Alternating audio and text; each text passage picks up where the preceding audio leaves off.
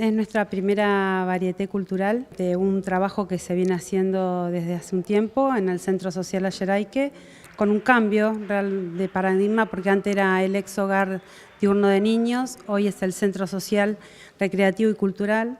y con apoyo de la Secretaría de Cultura trabajamos con muchos talleres para los niños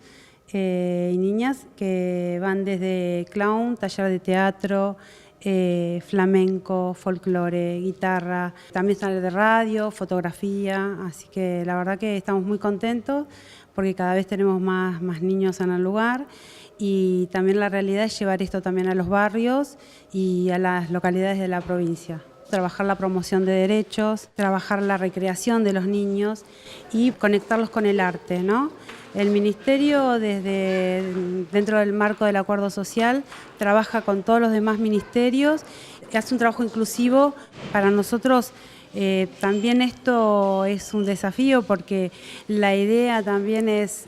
continuamente estar creando. De hecho, hay un grupo nuevo conformado dentro del equipo de abordaje, que es el equipo itinerante territorial que va a llevar todo esto al territorio, ¿no?